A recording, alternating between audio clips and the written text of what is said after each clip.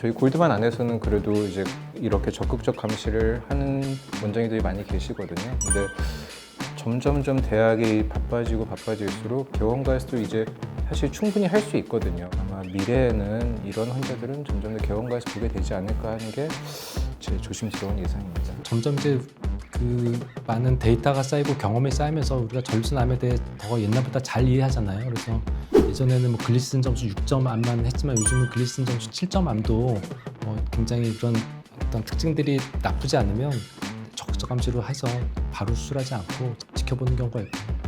교수님께서 말씀하시고 또 원장님 말씀하셨는데 감독님 암을 진단받았는데 그냥 지켜본다고 말씀드리면 어떠실 것 같으세요?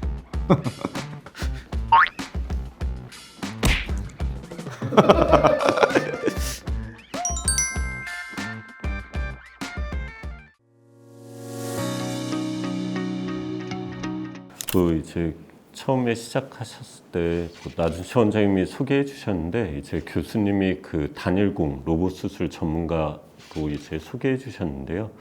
그럼 제가 알기로는 이 단일공 로봇 수술이 일반적인 로봇 수술하고 많은 차이가 있나요? 그리고 꼭 저희가 단일공 로봇 수술을 선택하셔야 되는 그런 환자분의 적응증이 있으신지. 일단 단일공 수술이라는 거는 구멍 여러 개 뚫고 하던 거를 이제 하나만 뚫고 하는 건데 수술의 차이가 있는 건 아닙니다. 수술의 차이가 있는 건 아니고 사실은 이제 단일공 수술이라는 게 요즘 나온 건 아니고 저희 뭐 예전에 그 한창 수련할 때 뭐 10년 전에도 나왔던 건데 장비가 발전해 있지 않다 보니까 구멍만 한 개 뚫어놓고 실제로는 안에서 되게 수술을 어렵게 해서 하다가 대부분의 비뇨기과 선생님들이 이제 하다가 이제 중단하고 잘 안 했었는데 지금은 이제 SP라는 이제 단일공을 잘 할 수 있는 굉장히 효율적으로 할 수 있는 그런 이제 로봇 장비들이 발전됐기 때문에 이제 이런 단일공 수술을 할 수 있게 된 거고요. 다만 이제 단일공 수술은 그 장비가 움직일 수 있는 공간이 굉장히 한정돼 있거든요. 그래서 구멍을 여러 개 뚫고 하는 로봇 수술은 여러 개 들어오기 때문에 공간도 굉장히 넓게 쓸 수가 있는데 이거는 이제 굉장히 한정된 공간에서 해야 되는 그런 단점은 있습니다. 근데 하지만 이제 전립선은 워낙 이제 조그만 호도할 만한 그런 장기이기 때문에 전립선암 수술에서는 굉장히 적용하기가 좋고요. 단일공 수술은 어쨌든 그런 조그만 작은 공간에서 하기 굉장히 최적화된 수술이기 때문에 여기서 이제 경험이 쌓이면 이제 가장 이제 수술에 필요한 조그마한 공간만 확보해 놓고 주변 그런 정상적인 구조물의 손상을 최소화하면서 수술할 수 있어가지고 일단은 익숙해지면 이제 시간도 굉장히 줄어들고 그다음에 복막의 공간에서 수술하면 환자 그런 통증도 굉장히 줄어들기 때문에 이런 부분에서 굉장히 장점이 있습니다. 너무 많은 치료법을 이제 설명해 주셨는데요.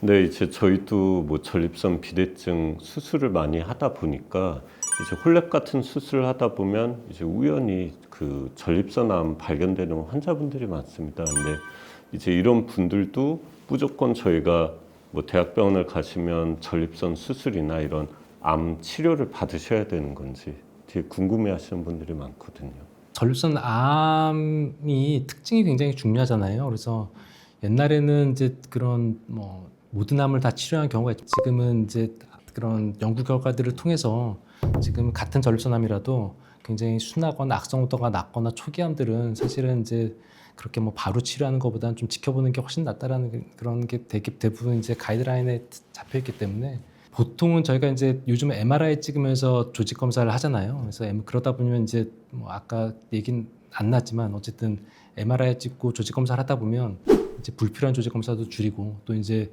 예전처럼 그런 순환암이 진단되는 것보다는 정말 이제 임상적으로 의미 있는 암들이 많이 진단되는데 이미 그런 암들은 많이 다 걸러지기 때문에 우연히 이제 홀랩 수술하다가 발견되는 전립선암들은 대개는 뭐 악성도가 낮고 초기암인 경우가 많아서 그런 것들은 사실은 대개는 이제 뭐 적극적 감시 이런 걸 통해서 지켜보는 게 더 많은 것 같습니다.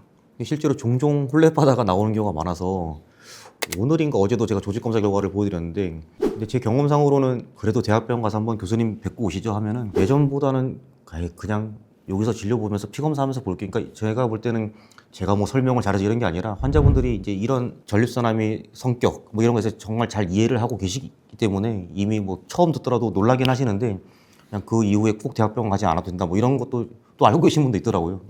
그래서 요즘 어쨌든 MRI를 찍고 요즘 조직 검사하니까 옛날처럼 그런 저등급 순환암들이 잘 진단이 안 돼서 요즘은 이제 많지는 않지만 이렇게 우연히 발견되는 글리시딘 점수 6점에 PSA도 낮고 이런 암들은 사실은 적극적인 치료를 바로 하는 것보다는 지켜보면서 하는 것이 훨씬 더 환자의 삶의 질이나 그러면서 훨씬 더 좋습니다. 초반에 잠깐 뭐 이제 저랑 원래 대학병원 지도보다가 같이 오는 환자들 딱 그런 경우였거든요. 이제 다른 병원에서 어떻게 암을 진단 받았는데 굉장히 초기였던 거죠. 그리슨 점수도 낮고 뭐 한 코어 정도에서 나와가지고 그래도 또 한 번 조직 검사했더니 그러다가 PSA가 좀 오르더라고요. 근데 막상 다시 MRI 찍고 조직 검사했는데 암이 안 나왔어요. 그래서 그 정도로 이제 괜찮은 경우들도 있어서 이런 환자들은 뭐 아직은 좀 이르긴 하지만 이제 저희 골드만 안에서는 그래도 이제 이렇게 적극적 감시를 하는 원장님들이 많이 계시거든요. 근데 점점점 대학이 바빠질수록 개원가에서도 이제 사실 충분히 할 수 있거든요. 아마 미래에는 이런 환자들은 점점 더 개원가에서 보게 되지 않을까 하는 게 제 조심스러운 예상입니다. 점점 이제 그 많은 데이터가 쌓이고 경험이 쌓이면서 우리가 전립선암에 대해 더 옛날보다 잘 이해하잖아요. 그래서 예전에는 뭐 글리시린 점수 6점 암만 했지만 요즘은 글리시린 점수 7점 암도 굉장히 그런 어떤 특징들이 나쁘지 않으면 적극적 감시로 해서 바로 수술하지 않고 지켜보는 경우가 있고요. 교수님께서 말씀하시고 또 원장님 말씀하셨는데 감독님 암을 진단받았는데 그냥 지켜본다고 말씀드리면 어떠실 것 같으세요?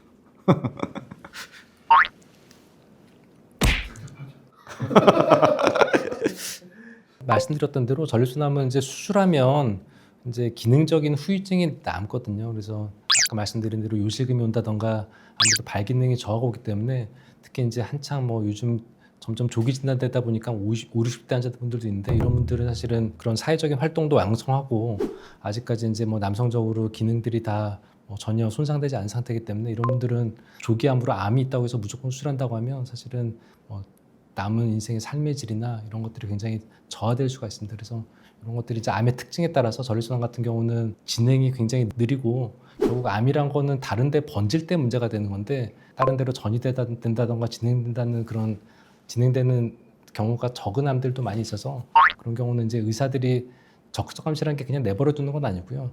계속해서 이제 암이 변하는지 안 변하는지 지속적인 감시를 통해서 이 암이 좀 변하려고 하는 거나 나빠지려고 할 때 그럴 때 치료를 하는 거거든요. 그래서 그런 식으로 이제 적극적 감시라는 전략을 통해서 암을 보는 경우도 전립선암에서는 많이 있습니다. 앞으로 이제 이런 적응증이 점점 늘어날 텐데 사실 이제 이걸 하려면 환자한테 암에 대한 특징을 이해시키고 또 환자도 여기 대해서 이제 느끼는 불안감이나 이런 것들을 이제 의사가 굉장히 잘 상담해 줘야 되거든요. 그래서 충분히 오히려 이제 개원병원에서 전문적인 선생님들이 잘 봐주시는 게 훨씬 더 좋을 수도 있습니다. 말씀하신 대로 사실은 이제 조금 환자의 성향에 따라 다른 거라서도 환자를 이해시키려면 그만큼 조금 면담이랑 그런 시간 투자가 좀 많이 필요한 것 같긴 하더라고요.